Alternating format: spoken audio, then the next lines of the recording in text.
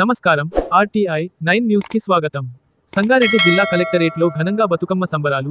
శనివారం సమీకృత జిల్లా కార్యాలయాల సముదాయంలో జిల్లా గ్రామీణాభివృద్ధి సంస్థ, వ్యవసాయ శాఖ, ఉద్యానవన శాఖ, పట్టణాభివృద్ధి సంస్థ, మత్స్య శాఖల ఆధ్వర్యంలో బతుకమ్మ సంబరాలను ఘనంగా నిర్వహించారు.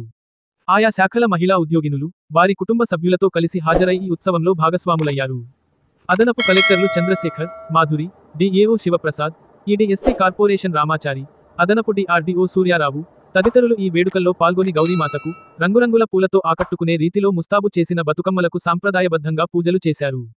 వివిధ శాఖల ఆధ్వర్యంలో అందంగా అలంకరించిన బతుకమ్మలు కనువిందు చేస్తూ పూల పండుగ ప్రాధాన్యతను చాటాయి. బతుకమ్మ గేయాలను ఆలపిస్తూ మహిళా ఉద్యోగులు, యువతులు, మహిళలు బతుకమ్మ ఆటలాడుతూ ఎంతో ఉత్సాహంగా సంబరాల్లో పాల్గొన్నారు. ఈ సందర్భంగా సమీకృత జిల్లా కార్యాలయాల సముదాయంలో సందడి వాతావరణం నెలకొంది. కార్యాలయ పనివేళలు ముగిసినప్పటికీ ఉద్యోగినులు ఎవరూ ఇళ్లకు వెళ్లకుండా ఎంతో హుషారుగా ఈ ఉత్సవంలో పాల్గొని బతుకమ్మ వేడుక ఔన్నత్యాన్ని చాటారు. ఈ ఉత్సవాల్లో వివిధ శాఖల జిల్లా అధికారులు, పెద్ద సంఖ్యలో మహిళా ఉద్యోగులు పాల్గొన్నారు. ఆర్టీఐ 9 న్యూస్, సంగారెడ్డి జిల్లా స్టాపర్ మన్నె మల్లేశం.